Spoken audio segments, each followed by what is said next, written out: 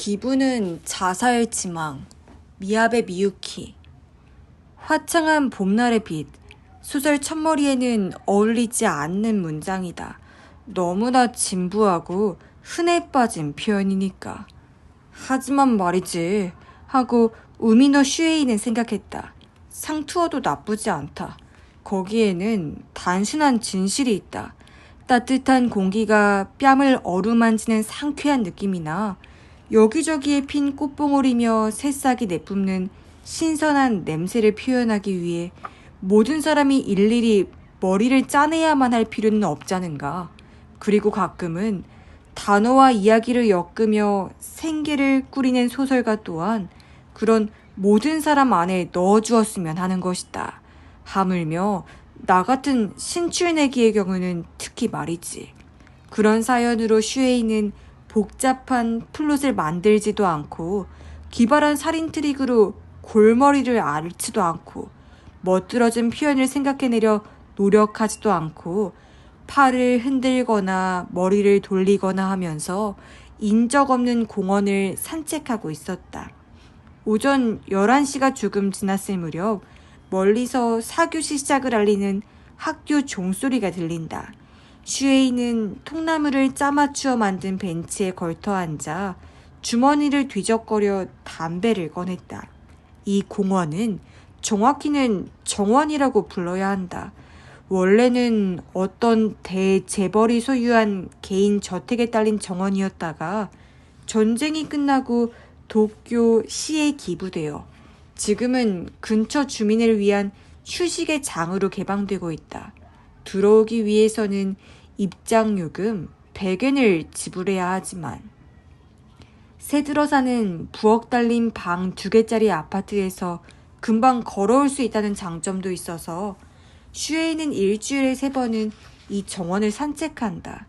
직업상 아무래도 운동 부족이 되기 쉽지만 아직 골프에 몰두할 만한 돈은 없고 테니스는 생각만 해도 창피하고 옷차림이 아무래도 거북하다. 또 볼링은 혼자서 할 수 있는 운동이 아니다. 결국 걷는 운동이 제일이라는 이야기다. 어차피 걸을 거라면 역시 녹음이 많은 곳이 좋다. 처음 얼마간은 아파트 바로 근처에 있는 어린이 공원을 걸었지만 날씨가 화창한 오전의 어린이 공원이란 독심남이 갈 만한 곳이 아니었다. 남편을 직장에 보낸 주부들이 더러는 유모차를 밀고 더러는 취학 전인 아이의 손을 끌고 일개 사단은 되지 않을까 싶을 만큼 잔뜩 모여있다. 거기에 뜨문뜨문 섞여 맞벌이 가정이라 손자 뒷바라지를 떠맡고 있는 할아버지, 할머니들의 모습도 보인다. 그것은 그것대로 꽤나 즐겁고 훈훈한 광경이지만 그곳에서 슈에이는 확실히 이방인이다. 무수한 눈들이 호기심 어린 시선으로 이쪽을 바라보기만 했을 때는 그래도 참을 수 있었지만 어느 날 게이트볼 스틱을 껴안고 타월로 얼굴을 폭 감싼 할머니가 성큼성큼 다가와서 사람 좋아 보이는 눈을 한층 상냥하게 뜨며 이봐요. 직장이 없으면 우리 공장에서 한번 일해보지 않을래요? 하고 말을 걸어왔을 때는 이건 아니야 하고 단념했다. 그에 비하면 여기는 천국이다. 평일 낮에는 거의 통째로 빌린 듯한 기분을 맛볼 수 있다. 기분이 내키면 노래를 불러도 누구 하나 따지지도 않고 정원 옆에 있는 햄버거 가게에서 늦은 아침을 사서 연못에 있는 뚱뚱한 잉어들에게 빵 부스러기를 던져주며 덥석덥석 먹을 수도 있다. 연못을 돌며 정원을 한 바퀴 도는 데는 30분 정도 걸린다. 지금 같은 계절에도 조금 빠른 걸음으로 걸으면 땀이 배일 정도다. 얼마나 쾌적한가. 실로 저렴한 건강관리 방법이다. 슈에이는 담배를 끄고 쓰레기통에 꽁초를 깔끔하게 떨어뜨린 후에 일어서서 걷기 시작했다. 일그러진 H 모양을 한 연못에서 딱 한가운데 부근이다. 이 앞에는 징검돌이 몇 개인가 있는데 그것을 건너가면 고풍스러운 구조의 돌다리가 걸쳐져 있다. 돌다리를 건너 정면에 있는 벤치에 친숙한 얼굴 하나가 보였다. 언뜻 보기에 50대 중반이나 그보다 많아봤자 한두 살 정도일 남자다. 이마가 넓고 콧날이 곧게 뻗어 뜨문뜨문 보이는 흰머리는 오히려 멋을 더해준다. 셔츠에 바지, 스포츠 재킷 차림이지만 이 사람은 노타이 차림도 말쑥해 보이는 보기 드문 종족에 속해 있는 듯하다. 앉아있는 모습밖에 본 적이 없지만 훤칠한 느낌의 꽤나 풍채가 좋은 중년 신사다.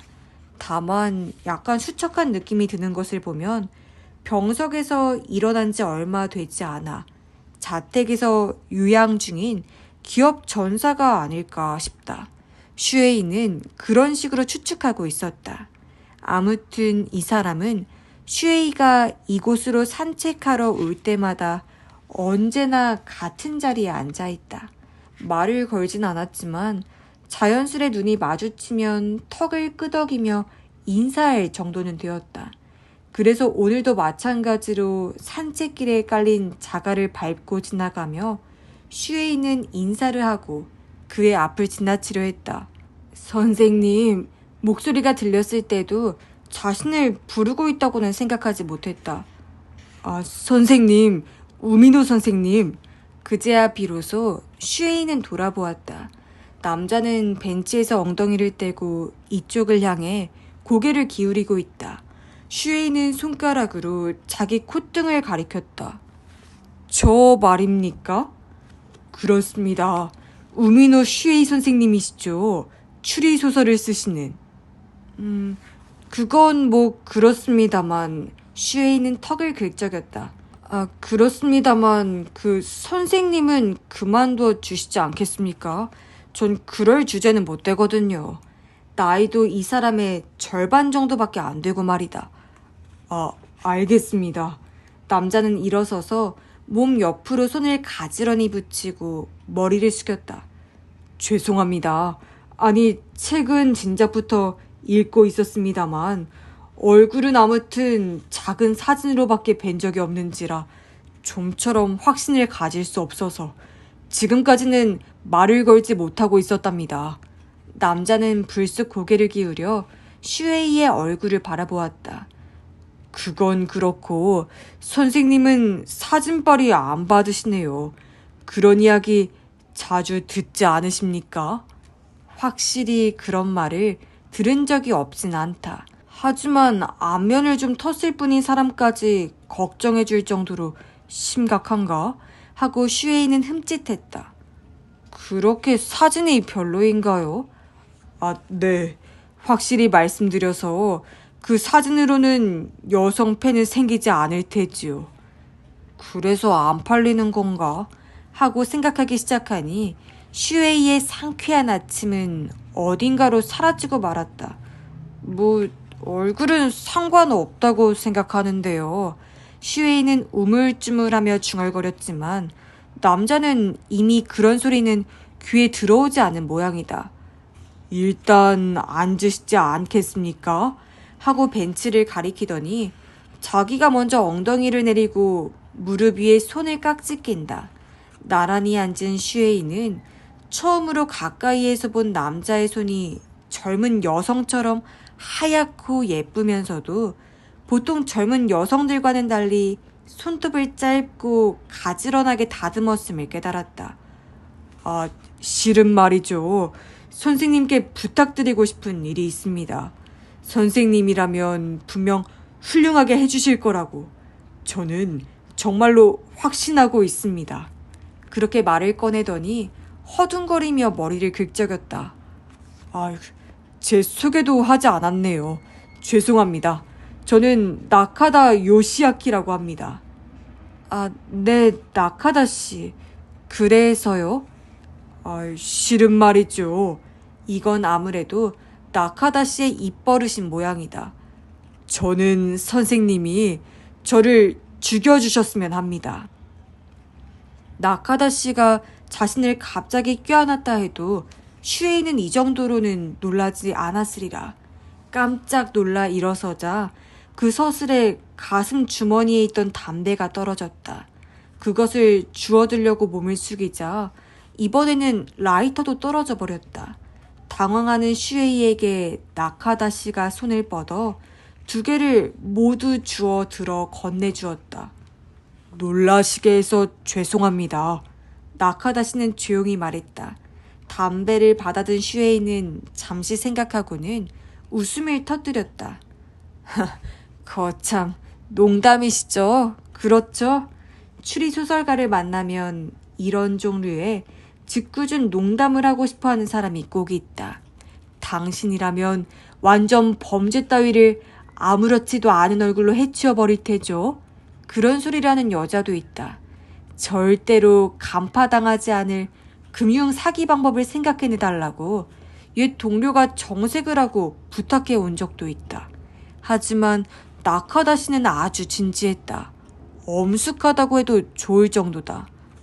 아니요, 농담이 아닙니다. 저는 정말로 선생님이 저를 죽여주셨으면 합니다. 그렇다기보다 절대로 들킬 리가 없는 자살 방법을 생각해내 주셨으면 하는 거지만요. 나카다 씨는 둥그스름한 어깨를 늘어뜨렸다.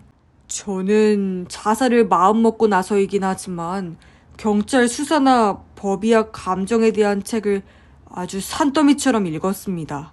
산더미처럼 하고 어린아이 마냥 손으로 크게 그림을 그린다. 그러고는 알게 된 겁니다. 제 머리로는 경찰을 속일 수가 없습니다. 제가 스스로 계획을 세워서 죽으면 아무리 고심해서 타살로 보이게 했다 하더라도 경찰들은 다 간파해버릴 테지요. 그러면 안 되거든요. 곤란합니다. 그래서 한번 과감히 전문가의 지혜를 빌릴 수 없을까 하고요. 이것 역시 오해다 하고 슈에이는 생각했다. 좋아, 나카다 씨는 이 표정으로 미루어 보건대 진지하게 하는 부탁인 모양이다. 그건 인정한다 해도 우미노 슈에이에게 이런 상담을 들고 와봤자 잘못 짚었다는 이야기다. 그게 그렇지 않은가? 추리소설 속에서 벌어지는 범죄는 결국 반드시 해결된다.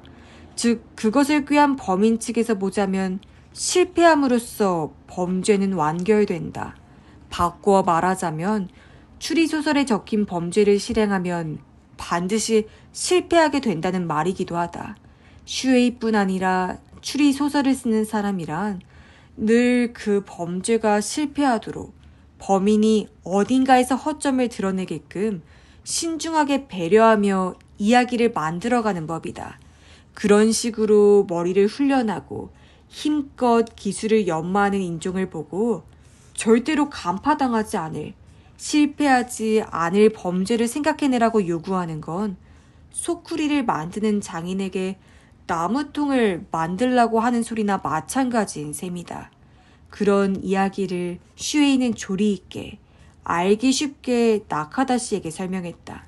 남자는 납득한 모양이다.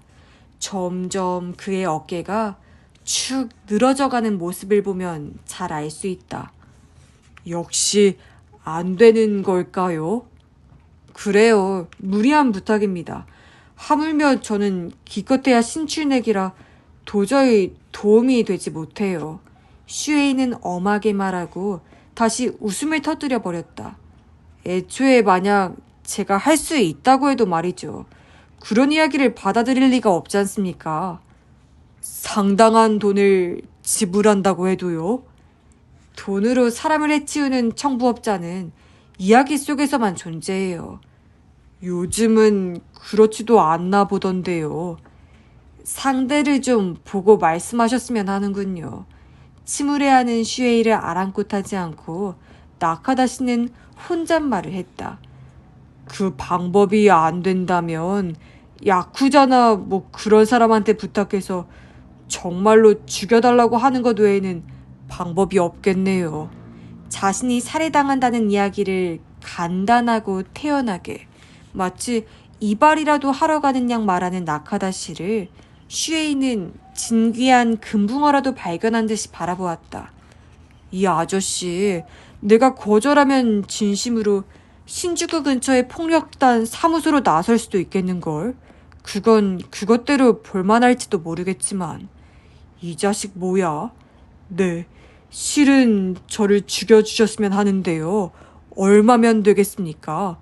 지불은 신용카드라도 괜찮을까요? 저기 나카다 씨. 네, 나카다 씨는 야쿠자에게 부탁할까? 하지만 깡패 쪽이 더 싸게 먹힐지도 모르겠네. 하는 신세 편한 상념에서 깨어난 듯 눈을 깜빡거렸다. 어째서 그렇게 죽고 싶어 하십니까? 게다가 자살로 보이면 곤란하다니. 어째서죠? 나카다 씨는 다시 눈을 깜빡거리며 입을 다물었다.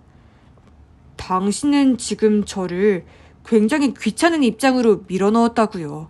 아시겠어요? 당신이 이제부터 이런 의뢰를 두말 않고 받아들여줄 사람을 찾아내서 순조롭게 성공했다고 합시다. 그때 저로서는 책임을 느끼지 않을 수 없지 않습니까? 안 그렇습니까? 당신이 어떤 식으로 죽든지 간에 저는 당신이 자살하고 싶어 했다라는 사실을 알고 있으니까요. 그건 더 이상의 문제가 있습니다. 그런가요? 물론이죠. 나카다 씨는 휴 하고 한숨을 쉬었다. 알겠습니다. 이유를 말씀드리겠습니다. 이야기를 듣고 선생님의 마음이 바뀌신다면 참 좋겠습니다만. 무리예요. 슈에이는 재빨리 대답하고 심술궂게 덧붙였다. 그리고 저는 선생님이 아닙니다. 나카다 씨는 듣지 않았다. 저는 실은 곤란한 병에 걸려서요. 암이십니까? 경우가 경우인지라 슈에이도 배려나 삼가는 마음이 없었다. 그런 병이라면 차라리 나을지도 모르겠습니다. 나카다 씨는 슬픈 듯이 눈을 내리떴다. 우미노 선생님, 돌발성 미각 감퇴증이라는 병을 아십니까? 그 다음 이야기는 정원을 나와 둘이서 올라탄 택시 안에서 듣게 되었다. 제 직장으로 모시는 편이 제가 휘말려 있는 사태의 심각성을 이해하기 더 편하실 것 같아서요. 나카다 씨는 풀이 죽은 표정으로 그렇게 말하고는 냉큼 손을 들어 택시를 세워버렸다. 내친 걸음이라 슈에이도 함께하지 않을 수 없었다. 돌발성 미각 감퇴증이라면 말 그대로 맛을 느낄 수 없게 되는 병입니까? 약간 흥미가 당기는 부분은 있다. 그런 병명은 처음 듣는다. 그런 거라면 그나마 참을 수 있겠습니다만. 나카다 씨는 비극적으로 눈꼬리를 축 늘어뜨렸다. 처음부터 이야기하지요. 작년 말 저는 독감에 걸렸습니다. 흔히 말하는 평범한 독감입니다. 고열이 나고 잠을 자면서 식은땀을 잔뜩 흘리고 머리가 깨질 것처럼 아팠습니다. 단골 의사에게 가니 해열제와 항생제를 주더군요. 약을 먹고 몸을 따뜻하게 하고 일주일 얌전히 누워 있었더니 좋아졌지요. 그거 다행이군요. 달리 할 말이 없어 슈에이는 그렇게 말했다. 그렇습니다. 저도 그때는 그렇게 생각했습니다. 그런데 진짜 병은 그 후에 시작되었지요. 나카다 씨는 슬픈 듯이 고개를 흔들었다. 자, 완전히 건강해졌다. 이제 오늘부터 직장에 다시 나갈 수 있다. 뭐 이런 생각을 하면서 저는 세수를 하고 채비를 하고 또 아침 식사를 준비했습니다. 말씀드리는 게 늦었습니다만 저는 호라비인지라 가사 전반을 스스로 하고 있습니다. 그래서 그날 아침도 토스트를 굽고 홍차를 끓였습니다. 병을 앓은 후니 비타민을 섭취하는 편이 좋겠다는 생각에 토마토와 오이를 조금 썰어 간단한 샐러드를 만들었습니다. 성실한 사람도 다 있네. 슈에이는 감탄했다. 저는 테이블에 앉아서 먹기 시작해버렸습니다. 그런데 한 입 먹은 순간 입안에 든 음식을 전부 다 토해내버렸습니다. 어째서인지 말씀드리자면요, 선생님. 완고하게 슈에이를 선생님이라고 부르며 나카다 씨는 비탄에 잠겼다. 전부 쓰레기 맛이 났기 때문입니다. 부엌의 음식물 쓰레기 맛이요. 냄새도 그랬습니다. 전 제가 썩은 채소를 조리한 줄 알았습니다. 일주일이나 누워 있었던 후였으니 있을 수 있는 일이었지요. 하지만 토마토도 오이도 모두 신선하다고 할 수는 없지만 결코 상하진 않았습니다. 제 냉장고의 야채실은 성능이 우수하답니다. 이번에는 슈에이도 잠자코 있으면서 다음을 재촉했다. 남의 집 냉장고를 칭찬해 줄 필요도 없고 뒷이야기에 흥미가 끌었기 때문이다. 온 부엌 안의 음식들이 코가 비뚤어질 정도로 썩은 냄새를 풍기고 있었습니다. 그러고 보니 샐러드를 만들고 있을 때부터 뭔가 이상한 냄새가 난다고는 느꼈는데요. 실제로 음식을 입에 넣으면서 그 사실이 확실해졌죠. 틀림없이 전부 상했겠죠. 저는 밖으로 나갔습니다. 나카다 씨는 슈에이의 중재를 무시했다.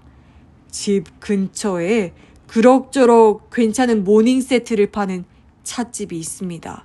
그곳으로 가서 토스트와 커피를 주문했습니다. 그런데 그것도 썩은 맛이 나는 겁니다. 그것도 전부 상해 있었을 리는 없겠군요. 물론입니다.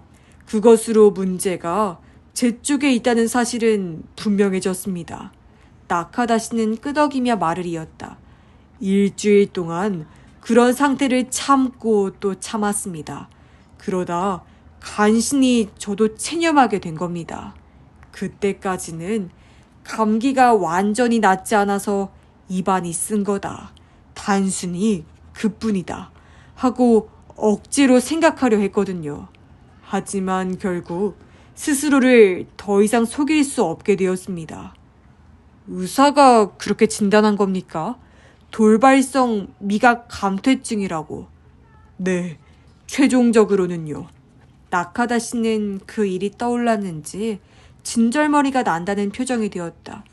거기까지 가기 위해 저는 여기서 엑스레이를 찍고 저기서 바늘에 찔리고 코에 관을 쑤셔넣고 CT 스캔인지 뭔지로 머리 내부를 들여다보고 끝내는 심신증이라고 진단받고 정신과로 갔습니다.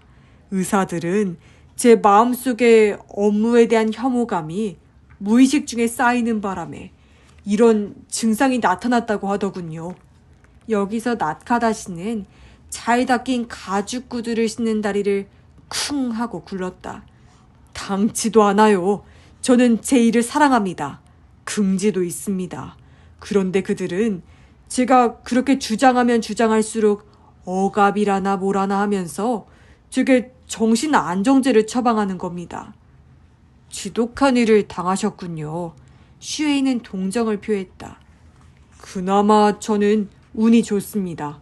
정신병원에 들어가기 전에 병명을 알게 되었으니까요. 정확한 진단을 내린 의사는 제 아들과 비슷한 또래의 젊은 사람으로 이제 괜찮다. 어떤 병인지 알았으니 치료할 수 있다고 했습니다. 돌발성 미각 감퇴증이란 독감이나 간염 같은 바이러스 감염증 후에 일어나는 증상으로 미각과 후각이 심하게 망가져버리는 병입니다.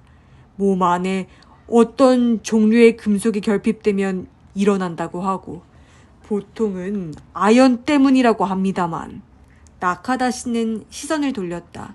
떠올리니 울음이 나올 것 같았던 모양이다. 제 경우는 달랐습니다. 보통 이런 증상에 사용하는 방법은 경구 아연요법, 그러니까 아연 정제를 먹는 것입니다만 그것으로 전 낫지 않았습니다. 즉, 저는 그 젊은 의사가 말한 보통 범주에 들어가지 않는 환자였지요. 그럼 치료가 불가능한가요? 네, 지금 여기에서 이러고 있는 중에도 저는 100만 배쯤 심하게 느껴지는 배기가스 냄새와 함께 음식물 쓰레기 맛을 느끼고 있습니다. 그렇게 말하는 나카다 씨의 얼굴을 보고 슈에이는 어떤 한 컷 만화를 떠올렸다. 숙취로 괴로워하는 남자가 세면기 속에 자기 위장까지 개워버리고 축 늘어져 있는 만화다. 잠시 동안 아무 말도 할 수 없었다. 애초에 인간의 몸에 아연 같은 금속이 필요하다는 사실조차 몰랐다. 아휴, 그거 괴롭겠네요. 안 먹고 살 수도 없고. 어떻게 하고 계신가요? 차가운 우유나 아이스크림 같은 것이라면 어떻게든 입으로 넘길 수 있습니다. 그런 건 지독한 맛은 나지 않으니까요. 아무 맛도 나지 않거든요. 다른 건 필요한 에너지를 섭취하기 위해서 결사적인 각오로 먹지요. 그 밖엔 링거를 맞으며 영양을 보충하고 있습니다. 나카다 씨는 와이셔츠 소매를 걷어 보여주었다. 바늘 자국이 점점이 흩어져 있다. 주사도 의사도 거북한 슈에이는 몸서리를 쳤다. 담당 의사는 인간의 몸에 필요한 미량금속을 닥치는 대로 시험해보며 반드시 저를 치료해내겠다고 기염을 토하고 있습니다만 글쎄요. 의사가 치료법을 발견하는 게 빠를지 아니면 제가 영양실조로 죽는 게 빠를지. 잠시 침묵이 흐른 후에 나카다 씨는 말을 이었다. 숲속에 있으면 말이죠. 녹음에 감싸여 있으면 조금 낫거든요. 편하답니다. 그래서 저는 매일 아침 일을 나가기 전 얼마 동안 저 정원에서 기력을 쌓고 있습니다. 그렇게 하지 않으면 도저히 하루의 업무를 해낼 수가 없어요. 나카다 씨는 택시 운전수에게 길을 알려주기 시작했다. 슈에이는 이런저런 생각을 했다. 확실히 당신의 괴로운 기분은 이해하겠어요. 하지만 의사도 붙어 있으니 그렇게 빨리 절망하지 말고 조금 더 힘내보시라고요. 그러나 내가 이 사람의 입장이었다면 이런 위로나 격려 따위는 역시 통하지 않을 테지 하는 생각을 하니 한심한 기분이 들었다. 맥도날드의 햄버거를 먹어도 복 냄비 요리를 찝적대도 전부 똑같이 음식물 쓰레기 맛밖에 나지 않는다면 한쪽 날개만 달고 인생을 살아가는 것이나 마찬가지다. 택시가 멈추고 두 사람은 번화가에서 내렸다. 그 순간 슈에이는 나카다 씨가 그저 죽고만 싶어 하는 데는 좀 더 깊은 이유가 있었음을, 그리고 그를 진찰한 의사들이 처음에 심신증이라고 진단했던 근거를 알게 되었다. 독일풍의 펍 같은 모양새의 커다란 레스토랑 앞이었다. 그릴 이소자키라는 간판이 보인다. 직원 중 한 명이 발치에 양동이를 내려놓고 부지런히 창을 닦는 중이다. 나카다 씨가 다가가자 돌아보며 자세를 바로 하고 똑바로 인사한다. 치프, 안녕하십니까? 좋은 아침. 위험있게 마주 인사한 나카다 씨가 슈에이를 돌아보았다. 서커스단의 코끼리 같은 슬픈 눈을 하고 있다. 저는 이곳에서 홀 매니저를 맡고 있거든요. 이런. 슈에이는 손으로 눈을 가렸다. 아시겠지요? 저는 이제 정말로 한계에 달해 있습니다. 오늘의 셰프 추천 런치를 다 먹어치운 슈에이에게 나카다 씨는 말했다. 창가에 있는 둥근 테이블로 막 싹트기 시작한 스위트피를 꼿꼿이 해놓은 자리다. 머리 위로는 보기 좋게 그을린 두꺼운 들보가 보이고 거기에 램프가 매달려 있다.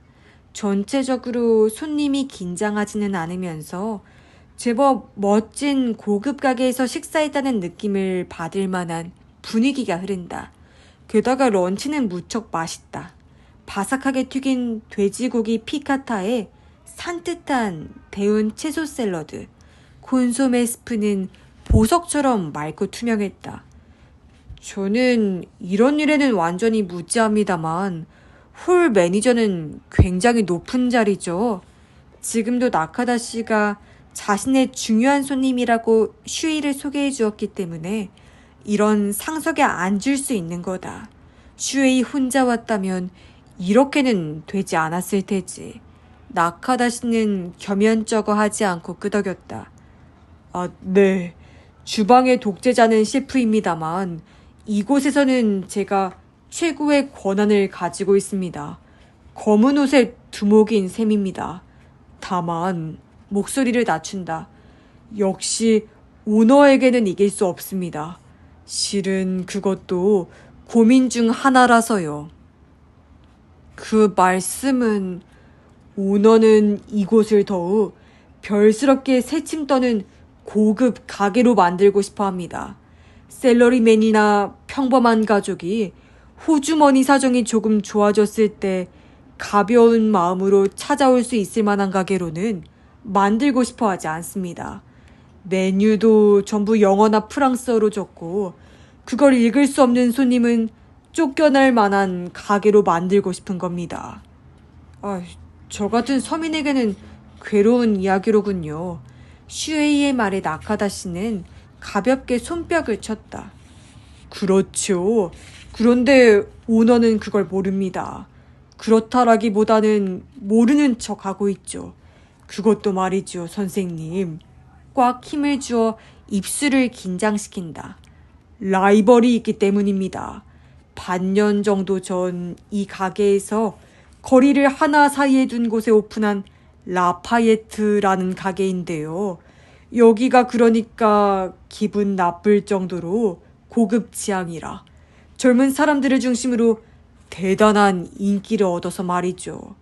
오너는 그 일로 신경이 완전 곤두서 있습니다. 손님을 빼앗기고 있다는 이야기인가요? 요즘 묘한 귀족 취미라는 것이 유행하고 있다는 사실은 슈에이도 알고 있다. 뭐든 비싸면 된다는 것은 아니지만 그만큼 모두들 풍족해졌다는 뜻이리라. 그렇게까지 되지는 않았습니다. 앞으로도 그럴 걱정은 없을 겁니다. 오너가 공연한 걱정을 하고 계실 뿐 별로 허둥댈 필요는 없죠. 이곳을 고급 가게로? 그래서 무슨 좋은 일이 있겠습니까? 붕 하고 주먹을 휘두른다. 오너는 이상할 정도로 지는 걸 싫어하는 분이거든요. 신참이 젠치하는 얼굴을 하는 꼴이 참을 수가 없는 겁니다. 라파예트는 미식 잡지에 실린다. 우리는 실리지 않는다. 그러면 아주 노발대발하죠. 그렇게나 돈은 잘 모으는 분이시면서 저런 점만은 약점입니다. 라파예트가 눈알이 튀어나올 만큼 고급 가게로 만들겠어 하고 전력을 다하고 계십니다. 나카다 씨는 단호히 고개를 젓는다. 그래서는 안 됩니다. 저도 셰프도 모두 반대입니다. 쌍수를 들고 반대하지요. 그래서 오너와 저희 사이에는 중동 전쟁도 무색할 정도의 전투가 계속되고 있습니다. 잠시 나카다 씨는 슈에이를 이곳으로 데려온 사정을 잊어버린 모양이다. 어디에나 있는 내부 항쟁, 비극의 중간 관리직, 슈에이는 무심결에 자신의 샐러리맨 시절을 떠올렸다.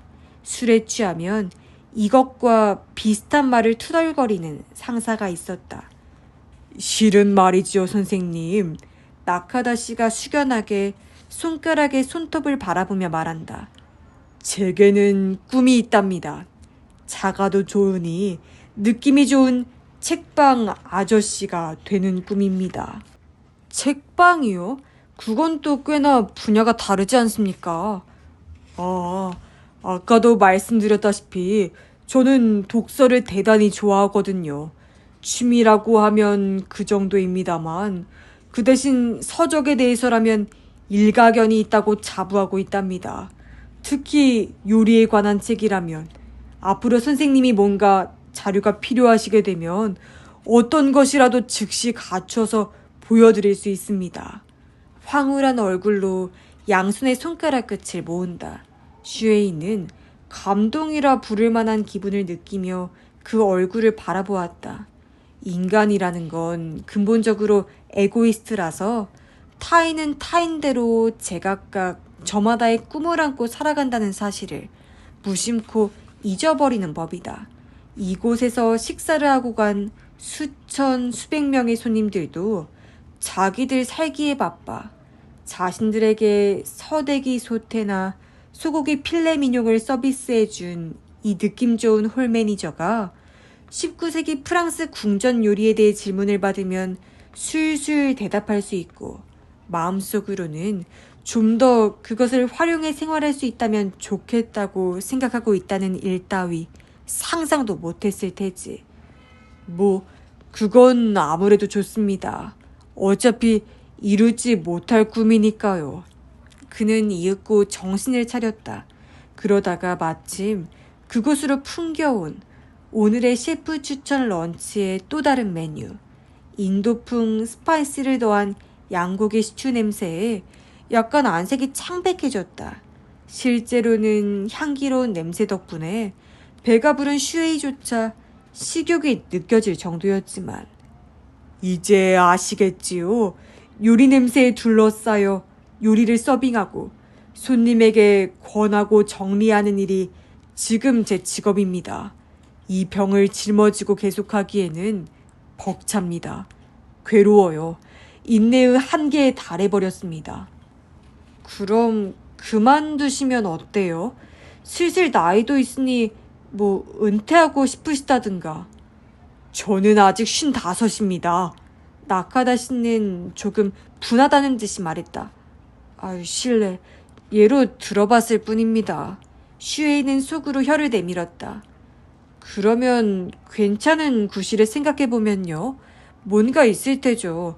좀 더 좋은 조건으로 스카우트를 받았다든가.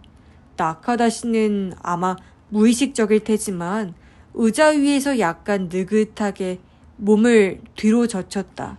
사실 그런 이야기라면 있습니다. 저는 제 나름대로 성실히 근무해 왔으니까요. 덕분에 이 업계에서는 좋은 평가를 받고 있답니다.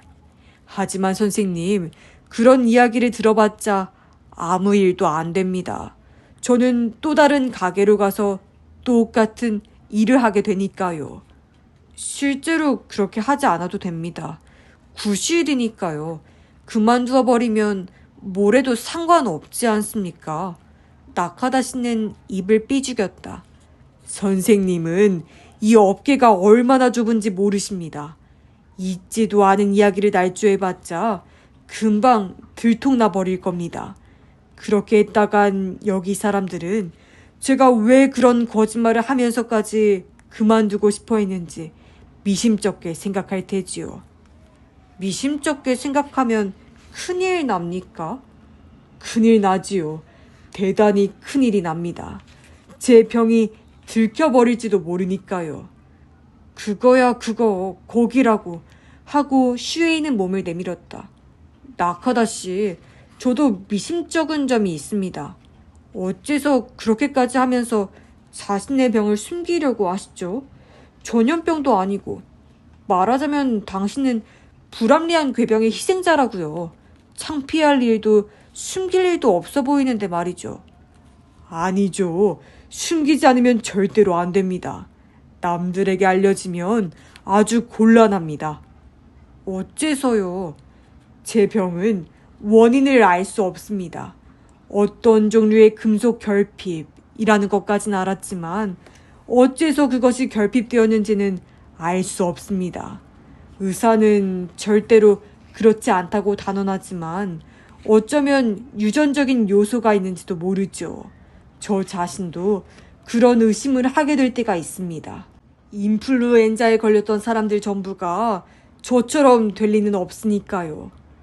체질적인 유전 요소가 있으면 곤란한가요? 제 하나뿐인 아들이 요리사거든요. 슈에이는 다시 눈을 가렸다. 지금 프랑스로 건너가서 공부 중인데요. 물론 제 병에 대해서는 전혀 모릅니다. 부모인 제가 말하기도 못합니다만 소질 있는 요리사예요. 장래가 있어요. 저놈 앞날에 쓸데없는 그림자를 들이우고 싶진 않습니다. 나카다 씨는 분개한 것처럼 콧망울을 부풀렸다. 일본인의 나쁜 버릇이라고 생각합니다만 뭔가 감당할 수 없는 병과 마주치면 금방 혈통이니 가게니 하며 들고 나오는 경향이 있지 않습니까? 뭐 있을 법한 일이네요. 저 때문에 아들 녀석 주위에 묘한 소문이라도 생기면 저는 얼굴을 들 수 없습니다. 안 그래도 생존 경쟁이 치열한 세계니까 말이지요. 슈에이는 약간 귀찮아지기 시작했다. 원래 맛있는 식사 뒤에는 너무 머리를 쓰는 법이 아니다. 뭔가 문제를 일으켜서 잘리면 어떻겠습니까? 그거라면 더 이상 다른 가게도 당신을 쓰려 하진 않을 테고요. 달리 병과 타협할 수 있을 만한 일을 찾으면 되지 않습니까? 안 됩니다, 선생님. 저는 벌써 55이란 말입니다. 아까와는 꽤나 말이 다르잖아. 하고 슈에이는 생각했다. 대체 이제 와서 어떤 일을 시작해 제 생활비와 아들의 비싼 유학 비용을 짜낼 만한 수입을 얻을 수가 있겠습니까? 홀 매니저로서는 인류지만 저는 장부 하나 쓰지 못합니다. 운전 면허조차 없거든요. 이유야 어쨌든 이곳을 그만두면 퇴직금 정도는 받을 수 있잖아요. 그걸 미천으로 어떻게 안 되겠습니까? 오너는 아는 사람은 다 아는 구두쇠입니다. 나카다 씨는 구두쇠 하고 발음했다. 개인적인 이유로 하물며 문제를 일으키고 그만두는 사람에게 퇴직금 따위를 챙겨주겠습니까? 선생님은 아까부터 무슨 말만 하면 그만둬라 간단히 말씀하시지만 일을 그만두면 전 어떻게 살아가란 말입니까? 비탄과 절망을 전력으로 자가 발전하며 나카다 씨는 말을 이었다. 역시 제가 죽는 게 제일입니다. 사라지는 겁니다. 깨끗하게 흔적도 없이 불의의 사고든 강도에게 습격당하든 뭐든 좋아요. 제가 자신의 의지로 죽었다는 사실을 들키지 않도록 완벽하게 죽어버리는 겁니다. 그러면 누군가가 이것저것 캐고 다닐 걱정도 없습니다. 병에 관해선 의사가 아마 비밀을 지켜줄 테지요. 아무도 상처 입지 않고 저도 음식물 쓰레기 냄새로부터 해방될 수 있습니다. 아들은 보험회사가 돌봐줄 테지요. 다행히 저는 매우 높은 금액의 생명보험에 가입되어 있으니까요. 디저트인 나무딸기 아이스크림을 먹는 동안 이것도 굉장히 맛있었다. 슈에이는 궁리했다. 그러고는 말했다. 제가 생각해 보지요. 좋은 방법을요? 네, 다만 당신을 죽이기 위해서가 아닙니다. 누구도 상처 입지 않고 아무런 트러블도 없이 당신이 평온한 생활을 보낼 수 있도록 할 그런 방법을 말입니다. 나카다 씨는 눈을 크게 떴다. 그런 게 정말로 가능할까요? 약속해 주실 수 있습니까? 슈에이는 빈 접시를 향해 선서하듯이 한 손을 들었다. 이 요리를 걸고 굉장히 맛있었어요. 잠시 생각하고 나서 나카다 씨는 대답했다. 맡길 수밖에 없겠네요. 이제부터 다른 사람에게 부탁해 그쪽이 저를 죽여주면 선생님은 곧바로 경찰에 다 말해버리실 테니까요. 다시 눈썹이 내려간다. 그런데 선생님이 그런 식으로 자신만만하게 떠맡으시는 모습이 제 담당이와 똑같답니다. 그 사람 이번 주에는 구리 정제를 시험해보겠다고 의욕이 아주 충만해 있어요. 신용을 얻지 못한 우미노 슈에이는 그날 오후부터 머리를 쥐어짜며 생각했다. 처음 머리에 떠오른 의심은 나카다 씨의 이야기가 정말로 진실일까 하는 점이었다. 저렇게 성실해 보이는 사람을 의심하자니 미안한 기분도 들지만 혹시 모르는 일이다. 아무튼 조사해보지 않으면 안 된다. 그렇게 생각하며 문득 고개를 돌렸을 때 옆 테이블 위에 접어서 던져놓았던 신문의 헤드라인이 눈에 들어왔다. 환자로부터 감염이라고 되어 있다. 손을 뻗어 신문을 집어 펼치자 더 커다란 헤드라인이 보인다. 관리 미비인가? 3명 사망. 슈에이는 차분하게 자리를 잡고 기사를 읽기 시작했다. 저기 나카다 씨, 그릴 이소자키의 경영 상태가 어떤지 아십니까? 다음날 정원의 그 장소에서 늘 그렇듯 소심하게 앉아있던 나카다 씨에게 슈에이가 그렇게 물었다. 장사는 대단히 잘 되고 있어요. 아니요. 그런 표면적인 일뿐만 아니라 차입금이 어느 정도인가라든가 건물이 지어진 토지가 누구 소유고 가게는 주식회사인가 아니면 그런 일은 저도 모르겠네요. 그럼 흥신소에 좀 부탁해볼까? 슈에이는 목 뒤를 긁적였다. 약간 비용은 들겠지만요. 상관없습니다.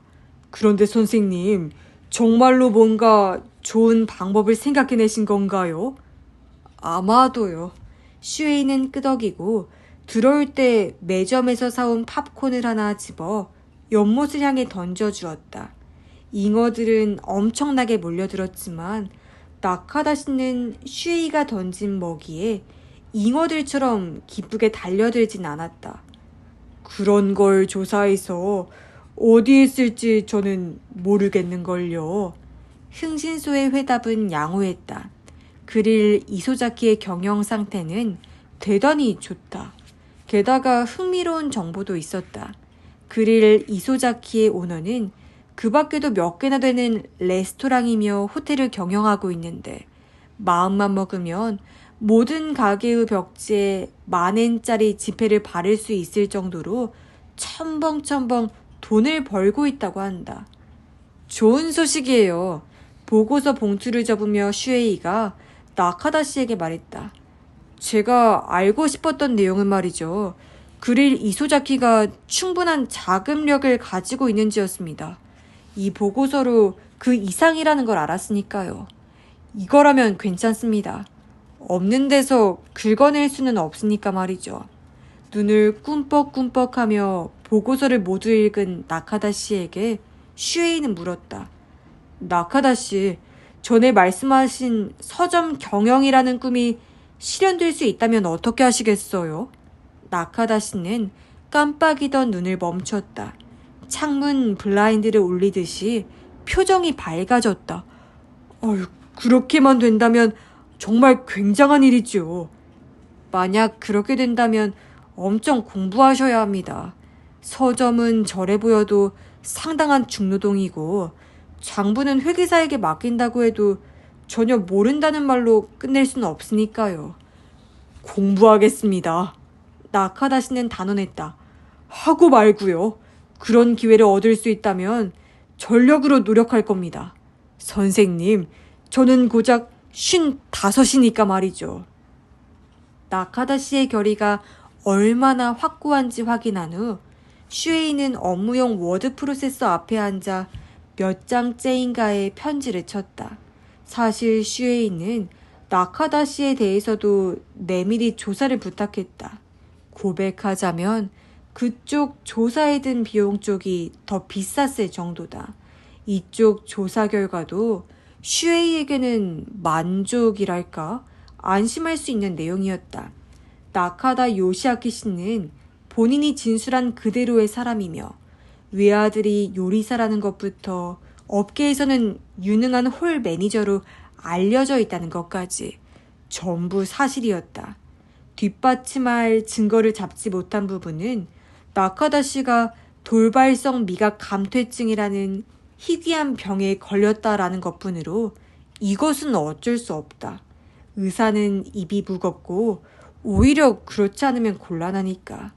하지만 나카다 씨가 일정한 날짜에 어떤 큰 병원을 통원하고 있다는 사실이나 다 큰 어른이 기묘한 식습관을 가지고 있다는 것까지는 빈틈없이 확인할 수 있었다. 이걸로 슈에이도 안심하고 사기를 칠 수 있게 되었다. 편지를 봉하고는 나카다 씨에게 전화를 걸었다. 나카다 씨, 당신의 그 의욕 충만한 젊은 의사분을 좀 만나 뵙고 싶은데요. 괜찮습니다.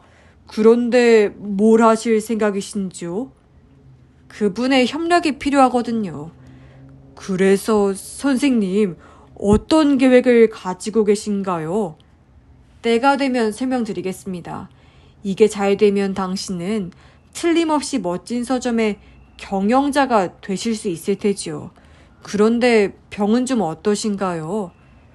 구리 정제는 효과가 없었습니다.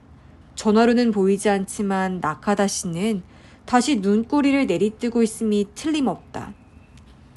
다음에는 나비라는 이 하며 이러쿵 저러쿵 하더군요. 선생님, 로마 제국은 분명 나비 원인이 되어서 멸망하지 않았던가요? 그런 건 생각하지 않으시는 편이 좋겠습니다. 저는 정말로 꿈을 이룰 수 있을까요? 할 수 있으시고 말고요. 못합니다. 어째서요? 쉬운 일이지 않습니까? 환자에 대해 그런 거짓말은 할 수 없습니다. 저는 히포크라테스 선서를 한 사람이니까요. 사람을 살리는 일이에요. 히포크라테스는 사람을 살리면 안 된다고는 하지 않았잖아요. 들키면 어떻게 합니까? 의사로서 제 생명은 끝장이에요. 안 들킨다니까요. 이를 밝은 대로 끌어내 득을 보는 사람은 한 명도 없으니까요. 당신이 나중에 저를 협박하지 않으리라는 보증도 없지 않습니까? 저도 일단은 인기로 먹고 삽니다. 신출내기지만요. 당신을 협박할 만한 이야기는 그대로 저에게도 위험한 이야기니까 그런 바보 같은 짓은 안 한다니까요. 당신이 가짜 의사인 척하면 어떻습니까? 그러니까 말씀드렸잖아요. 저도 인기로 먹고 산다고. 누군가 제 얼굴을 알고 있을지도 모르고 앞으로 알게 될지도 몰라요. 그만큼 들킬 확률이 높아진다는 말입니다. 좋아요. 싫다면 협력 안 하셔도 됩니다. 그 대신 당신이 오케이 하지 않으면 나카다 씨는 담당 의사를 바꿀 겁니다. 돌발성 미각 감퇴증이라는 병은 굉장히 희귀한 병이죠. 나카다 씨가 떠나버리면 당신 아마 앞으로는 그 병을 연구하고 치료할 기회는 오지 않을걸요? 그래도 괜찮으시겠습니까? 알겠습니다. 협력하지요. 다만 조건이 있습니다. 조건이요? 전 소정에 필요한 용지를 한 장, 그것도 백지로 당신에게 건네드리죠. 그리고 당신을 코치하겠습니다. 무엇을 어떤 식으로 기입하면 좋을지 가르쳐 드리겠습니다. 그러나 기입은 전부 당신이 하세요. 제 이름을 쓰는 것도 사양합니다. 의사의 이름도 적당히 만들어주세요. 저는 법률 위반에 가담하는 일은 사양이니까요. 감사해요. 그거면 충분합니다. 그로부터 일주일 후 그릴 이소자키의 나카다 홀 매니저는 조금 창백한 얼굴로 오너에게 면담을 요구했다. 오너는 나카다 씨와 동년배다. 골프를 치느라 앞뒤가 구별이 안 될 정도로 새까맣게 탔지만 늘 이를 드러내고 싱글벙글하고 있어 간신히 알아볼 수 있었다. 화이트와 블랙과 메탈로 통일된 오너의 집무실과 끊임없이 드러나는 새하얀 이는 어딘가 공통된 인상이 있었다. 아마 양쪽 모두 인공적이기 때문이리라. 불안과 두려움이 양복을 입고 걸어오는 듯한 나카다 씨의 모습을 보고서도 싱글벙글 웃음은 흔들림이 없었다. 그것이 흔들린 것은 나카다 씨의 이야기를 듣고 나서였다. 협박장? 네, 여기에 가지고 왔습니다. 다담이 한 장 정도는 될 법한 커다란 책상 위에 나카다 씨는 워드 프로세서로 친 편지를 올려놓았다. 그제의 소인으로 보내는 사람 이름은 적혀있지 않은 봉투에 들어있다. 편지는 이렇게 시작되었다. 나카다 요시아키 씨에게 우리는 당신이 귀여워하는 룸살롱 아가씨를 알고 있다. 오너는 폭소했다. 확실히 자네 부인이 죽은 지 아마 10년이 넘었을 테지. 룸살롱에 들어가 봤자 이제 와서 어떻게 할 것도 없지 않나, 응? 그 다음을 좀 읽어보십시오. 나카다 씨는 식은땀을 훔치며 말했다. 그 아가씨는 일전부터 몸 상태가 좋지 않다고 호소해 매우 면밀한 건강 진단을 받았다. 그 결과 명백한 B형 간염 환자임이 판명되었다. 오너는 편지에서 눈을 들었다. 나카다 씨는 눈썹을 늘어뜨렸다. 면밀한 조사에 의해 그녀가 감염된 시기는 지난 가을 초순이라고 판명되었다. 또한 그녀의 기억에 의하면 당신이 그 시기 이후로 매달 특정한 날에 수차례에 걸쳐 그녀에게 접대를 받았음이 분명하다. 때문에 오너는 떨리는 목소리로 편지의 다음 내용을 소리내어 읽었다. 당신도 자각 증상 발견 여부를 불문하고 동일 바이러스 보균자일 가능성이 극히 높다는 점을 이 자리에서 경고하는 바이다. 침묵. 그래서 자네는 검사를 받았나? 나카다 씨는 끄덕였다. 결과는 어땠나? 양성이었습니다. 나카다 씨는 진단서를 내밀었다. 이것이 바로 나카다 씨에게 미량 금속의 경구 요법을 실시하고 있는 의욕 충만한 의사에게 협력을 구해 슈이가 날조한 문서다. 백지 진단서에 벼락치기 교사가 된 의사의 지도를 받아 너무나도 바쁜 대형 병원의 근무의가 쓴 글씨처럼 휘갈겨 쓴 문자로 고생할 필요는 없었다. 슈에이는 지독한 악필이다. 이러저러 여차저차하게 기입을 하고 변두리 번화가의 파친코 가게에서 만든 의사 이름의 고무인과 한 개의 250엔짜리 막도장으로 완성한 물건이다. 검사에 착오가 있을 가능성은 없나? 오너는 진단서를 읽는 척하며 말했다. 애초에 일반인은 의사가 적은 진단서 내용 따위 알아볼 도리가 없다. HB 항체가 어쨌네, 알부민이 어쨌네 하는 말을 들어봤자 거룩하긴 거룩하지만 종잡을 수가 없다는 점이 경문과 참 비슷하다. 제 의사 이야기로는 이런 단순하고 간단한 검사에 착오가 있을 리 없다고 합니다. 시력 검사와 똑같다고 했습니다. 나카다 씨는 아무렇지도 않은 몸짓으로 하지만 확실하게 오너의 손에서 진단서를 도로 뺏었다. 이것도 슈에이가 단단히 미리 일러둔 일이다. 하지만 딱히 컨디션이 나쁘다거나 하는 것도 아니지 않나.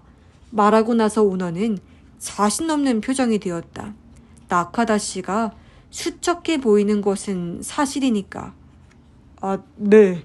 그렇지만 잠복 기간도 있고 사람에 따라서는 이렇다 할 극심한 증상이 나타나지 않은 채로 만성화해서 보균자가 되는 일이 있다고 합니다. 친절한 업소로군. 오너는 말하며 편지를 꾸깃꾸깃 뭉쳤다. 우리 건강검진을 받았을 땐 그 병에 걸렸단 말이 없었잖나. 건강검진은 매년 4월입니다. 올해 검진은 곧 시작합니다. 오너는 혀를 찼다. 그건 그렇게 무서운 병은 아니잖아. 제대로 치료할 수 있고 다른 거 A형이었던가 그거하고는 달리 사람에게 쉽게 전염되지도 않는다고 들었는데 내가 아는 사람도 B형 간염으로 입원했는데 그 사람이 그런 말을 했었어. 그렇습니다. 그 부분에 대해서는 조금 더 차후에 말씀드리도록 하고 실은 편지가 한 통 더 왔습니다. 두 번째 편지는 이런 식으로 시작하고 있었다. 우리는 처음 연락하고 나서 수일간 당신의 행동을 감시했다. 오너는 눈을 부릅떴다. 그리고 당신 역시 바이러스 보균자임이 확실하다는 결론을 내렸다. 그렇다면 여기서 하나 흥미로운 사실이 등장한다.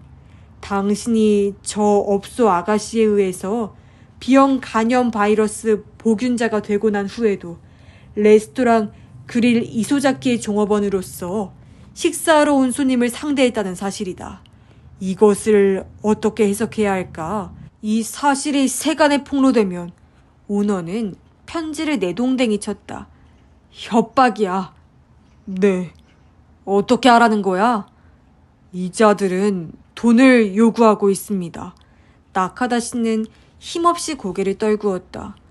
저 개인으로서는 그들의 요구대로 돈을 지불하고 일을 끝낼 수 있습니다. 다만 아무래도 나몰라라 하는 얼굴로 지금까지처럼 근무를 계속할 수는 없습니다. 그 말이 맞아. 그만두지 않으면 안 돼. 하지만 나카다 씨는 오열을 참는 목소리를 냈다. 오너, 그들이 협박하는 건 저 개인만이 아닙니다. 그릴 이소자키 자체, 아니 오너가 경영하시는 그 모든 음식점을 대상으로 오너에게도 협박을 해서 뜯어내려는 겁니다. 무슨 뜻이야? 오너의 이가 튀어나왔다.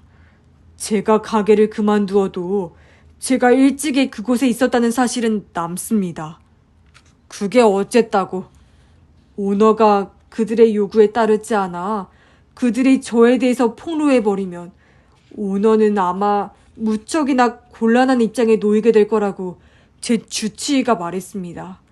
이 일이 각 점포에 미칠 영향, 당연히 악영향입니다. 그 영향은 상상도 못할 정도라고요. 하지만 오너는 이를 드러냈다. 다만 지금은 웃느라 그런 게 아니다.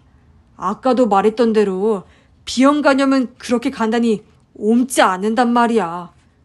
그 말씀대로입니다. 의학적으로도 확실한 사실입니다. 하지만 오너, 나카다 씨는 비극적으로 목소리를 높였다. 여기서 문제가 되는 부분은 병 그 자체보다도 그에 관한 세간의 오해, 즉 잘못된 생각 쪽입니다. 선례로 정부와 의학 관계자들이 그렇게나 의욕과 열의를 보였음에도 지금도 에이즈가 전철 손잡이로 옮는다고 믿고 있는 사람들이 얼마나 많은지 생각해 보십시오. 나쁜 소문이란 그 진위보다도 그런 소문이 있었다고만 기억되지 않습니까? 오너는 신음했다. 게다가 하필 운 나쁘게도 지금은 매우 위험한 시기입니다. 나카다 씨는 안주머니에서 신문을 잘라낸 조각을 꺼냈다. 환자로부터 감염이라는 헤드라인을 펼쳐 보인다.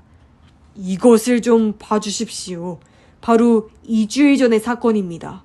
도네의 사립병원에서 B형 간염 환자를 담당했던 의사와 간호사가 급성 간염으로 죽었다는 내용입니다. 오너는 종이 조각을 노려보고 있다. 원인은 아무래도 주사 바늘에 있었던 듯합니다. 순직입니다. 비극이에요. 정말로 불쌍한 일입니다. 하지만 오너, 나카다 씨는 양손을 꽉 쥐었다. 저는 이 사건에 대해서 넌지시 지인이나 이웃 사람들이 어떻게 생각하는지 물어보았습니다. 그러자 모두 일제히 비형 간염은 무섭다라는 말밖에 하지 않았습니다. 일상생활에서 감염되기는 쉽지 않다는 사실 따위는 어딘가로 사라져버린 겁니다. 또한 설령 B형 간염에 걸렸다 해도 어지간한 일로는 급성 간염으로 진행되진 않는다는 사실도 유포된 소문 속에서는 사라져버렸습니다. 모두 무섭다 하는 편견뿐입니다. 오너는 쉰 목소리를 냈다. 여기에 이 병원에서는 간염으로 입원한 환자의 식기는 다른 환자의 것과는 구별해서 씻고 있다고 적혀있군. 네, 독자란 그런 내용만은 잘 기억하는 법입니다. 나카다 씨는 한숨을 쉬었다. 저는 시험 삼아 가정의학이라는 서적을 찾아보았는데요. 거기에는 세상에 B형 간염은 경구적으로도 감염됩니다라고 적혀 있었습니다. 이건... 그만 됐어. 오너는 손을 흔들어 가로막았지만 나카다 씨는 분발했다. 그뿐만이 아닙니다. 생각해 보십시오. 이 일이 라파예트의 경영자들에게 알려졌다간 끝까지 말할 필요도 없었다. 라파예트라는 단어만으로 오너의 표정이 변했다. 나카다시는 입을 다물고 기다렸다. 오너는 심사숙고했다. 그러고는 이를 드러내며 말했다. 그들에게 돈을 치르면 어떨까? 한이 없을 겁니다. 분규에 드는 돈보다는 싸게 먹혀. 그래도 저는 잠자코 근무를 계속할 수가 없습니다. 그만둘 수밖에 없습니다. 그리고 제가 그만두면 오너, 말씀드리기 힘든 일입니다만 지금까지 몇 번인가 권유를 해온 다른 레스토랑의 경영자들이 저를 고용하려 할 테지요. 그건 내가 상관할 바가 아니야. 일해주라고. 이 편지 주인도 뜯어낼 대상이 늘어서 기쁠 테지. 오너는 대단히 무책임하게 기뻐한다. 나카다 씨는 엎드려 울었다. 저는 그럴 수 없습니다. 그렇다면 하는 수 없지. 다른 일을 찾아야지 뭐. 나는 편지 주인에게 돈을 내며 침묵을 사겠어. 만만세다. 시원스레 말하고 의자를 돌려 등을 돌렸다. 그 둥근 머리를 향해 나카다 씨는 말했다. 제가 갑자기 그리 이소자키를 그만두고 그 뒤 어딘가에서 온 권유를 뿌리친 채 이제 와서 익숙하지 않은 일을 시작한다면 업계 사람들은 수상쩍어 할 테지요. 오너의 둥근 머리가 옆으로 기울어졌다. 이유를 추궁당하면 저는 이처럼 서툰 사람이니 언젠가 사실을 모두 이야기해버릴지도 모릅니다. 오너는 의자를 돌려 돌아보았다. 머릿속에서 생각할 수 있는 모든 가능성을 떠올리고 있는지 표정이 사라졌다. 그러니까 그 자네가 그냥 여기를 그만두면 쓸데없이 사태를 악화시킬 거라는 이야기인가? 그렇습니다. 과연 오너는 명민하십니다. 이야기를 정리해보지. 자네는 그냥은 그만둘 수 없다. 그렇다고 해서 지금 위치에 계속 있을 수도 없다. 그건 자네의 마음이 허락하지 않는다. 나카다 씨는 말없이 미소 지음으로써 찬동의 뜻을 표했다. 오너는 넉넉히 5초간 생각했다. 그러고서 멋진 잇몸을 드러내며 이렇게 말했다. 자네를 지금 가게 지배인으로 삼지. 그래서는 현장을 떠나는 게 되지 않습니다. 지배인 또한 요리가 늘어놓여 있는 테이블 너머로 손님을 상대하는 일이 있습니다. 오너는 다시 5초간 생각했다. 그럼 내가 가지고 있는 다른 호텔에서 일해보면 어떤가? 물론 지배인급의 위치네. 세간에 부당한 격하라고 보이지 않도록 말일세. 나카다 씨는 90도로 절해 보였다. 감사한 일이기는 합니다만 그것 또한 다른 의미로 세간의 의심을 살 일이 아니겠습니까? 저는 호텔 경영에는 완전히 초짜입니다. 자영업으로 시작한다면 몰라도 다른 곳에 월급쟁이로 옮겨가서는 이거다. 슈에이는 여기서 자영업이라면 몰라도 부분에 모든 것이 걸려 있어요. 하고 단단히 일러두었다. 요식업계에서 일하는 사람들은 모두 크든 작든 독립에 대한 꿈을 품고 있다고 하니 결코 부자연스러운 언급은 아니다. 나카다 씨는 그 가르침을 철저히 지켜 완벽하게 해냈다. 10초간의 궁리 후 오너가 말했다. 내가 퇴직금을 듬뿍 주면 하얀 이가 잔뜩 튀어나왔다. 자네는 스스로 독립해서 장사를 시작할 마음이 있나? 있습니다. 나카다 씨는 조심스럽게 하지만 열의를 담아 대답했다. 매물로 나온 물건을 좀 찾아보게. 네? 멋진 물건을 찾아보게. 그리고 그 기회를 잡아 자네가 내게 간청하고 내가 그걸 허락했다라는 이야기는 어떨까? 이때만은 나카다 씨도 연기라는 생각 없이 눈물을 글썽일 정도로 기뻐했다. 꿈만 같습니다. 오랫동안 자네가 헌신한 걸 생각하면 퇴직금을 호기롭게 내어주어도 누구 하나 부자연스럽게 생각하진 않겠지. 나도 배포가 크다는 걸 보일 수도 있고 말이야. 다른 종업원의 사기를 고무하는 일도 되겠지. 나카다 씨는 하고 손뼉을 쳤다. 과연 일석이조로군요. 그러고는 틈을 주지 않고 바로 다시 불안한 듯이 눈꼬리를 치켜내려 보였다. 그렇기는 합니다만 오너. 그래도 역시 제가 다른 종업원들의 상식이라고 할까요? 사실대로 말하자면 그들이 생각하는 시가와 매우 동떨어진 금액의 퇴직금을 받는다면 그것 또한 의심을 살 이야기가 되지 않을까요? 스스로 사업을 시작할 미천이 될 정도의 큰 돈이라면. 오너는 짧게 뭔가 말했다. 나카다 씨의 청각이 정확하다면 라는 음성이었다. 그건 걱정 없어. 얼마든지 방법이 있으니까 말이야. 헤어지는 순간 오너는 중얼거렸다. 그건 그렇고 이 협박장은 잘 만들었는걸. 업소 아가씨나 기둥서방이나 할 만한 야쿠자가 썼다고는 보이지 않아. 요즘 야쿠자는 꽤나 보통 내기가 아닌 게지요. 나카다 씨는 말했다. 선생님의 아이디어는 정말로 멋졌습니다. 폭 한 간, 안길이 2간 정도의 가게 안은 몹시 붐비고 있다. 쏙쏙 배달되어 오는 짐 대부분은 단단히 꾸려진 서적으로 지금도 나카다 씨는 그중 하나를 눈을 빛내며 풀고 있는 참이다.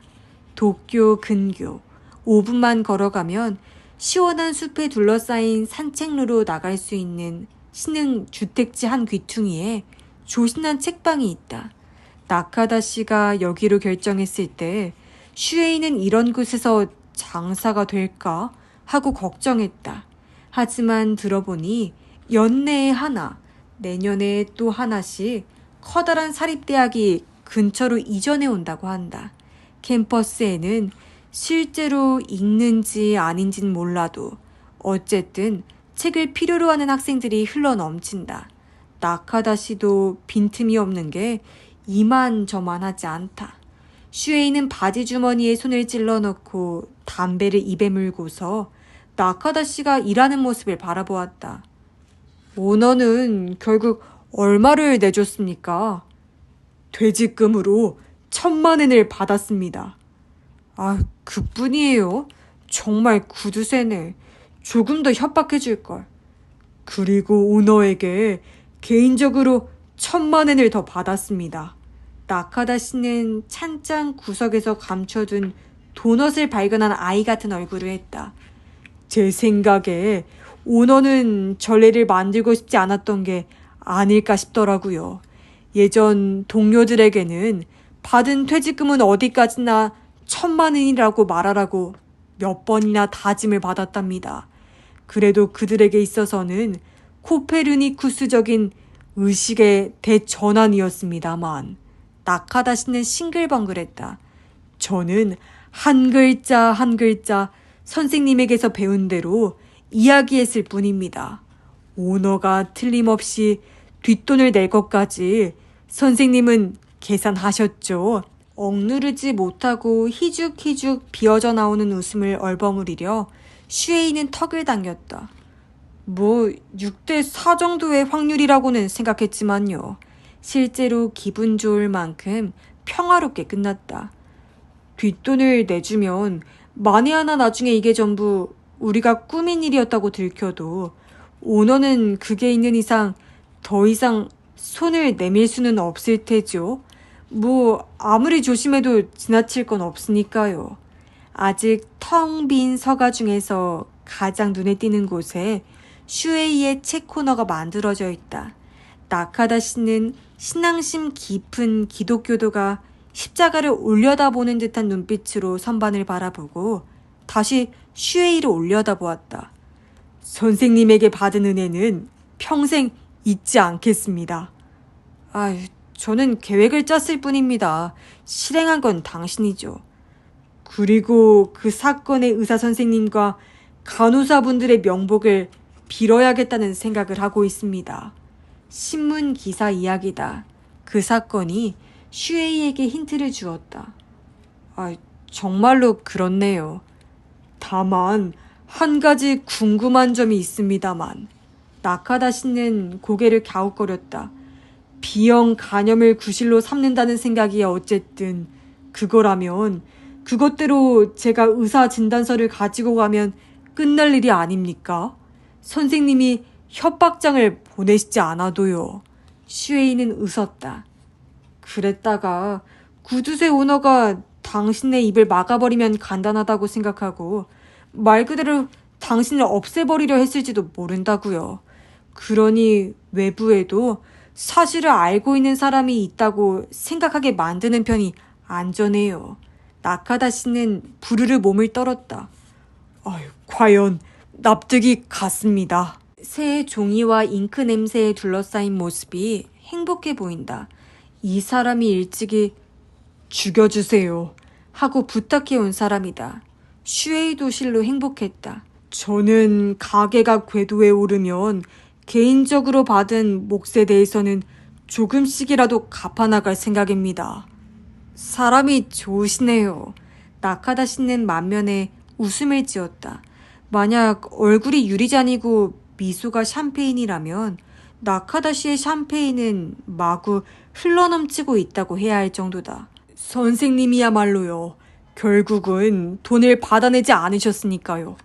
인텔리 야쿠자가 쓴 것 같은 협박장은 물론 슈에이가 보냈다. 그 안에서 요구했던 돈에 대해서는 인도 장소를 지정하는 편지를 몇 번인가 보냈고 그때마다 오너를 휘둘러대긴 했지만 결국 경찰이 있다는 둥 어쨌다는 둥 하는 이유를 붙여서 받지 않고 끝내버렸다. 처음부터 그럴 생각이었다. 그야 당연하죠. 목적은 당신의 퇴직금이었으니까요. 게다가 저만한 나이의 사람이 섣불리 큰돈을 손에 쥐면 타락해버리니까요. 나카다 씨는 그저 웃기만 하고 슈에이가 하는 말 같은 건 듣고 있지 않는 듯 했다. 선생님, 차라도 끓일 테니까 이쪽으로 좀 오세요. 그 말에 슈에이도 겨우 지금 나카다 씨가 잉크나 종이, 내부를 꾸민 지 얼마 안 된 벽이나 바닥 냄새를 그다지 괴로워하지 않는 듯 보인다는 사실을 깨달았다. 맞다. 완전히 잊고 있었는데 병은 좀 어떠세요? 조금은 좋아지고 있나요? 네, 조금씩이긴 하지만요. 듣자 하니 아연과 칼슘의 균형이 문제였다고 하더라고요. 의사 선생님은 제가 완치되는 날에는 일대 화제가 될 만한 논문을 쓸 수가 있다며 뺨을 장밋빛으로 물들이고 계십니다. 물론 그 속에서 저는 익명, 의사분들의 세계도 꽤나 힘든 게지요. 잠시 후 홍차의 향기가 났다. 티포트와 햇빛에 투명하게 비쳐 보일 듯한 얇은 자기 컵을 들고 온 나카다 씨는 문득 말했다. 선생님, 전 역시 옛 조상의 가르침은 위대하다고 생각한답니다. 네? 어째서요? 사람들이 종종 이렇게 말하지 않습니까? 아이처럼 웃으며 나카다 씨는 말했다. 사람은 죽을 마음으로 하면 무슨 일이든 할 수 있다고요. 안 그런가요?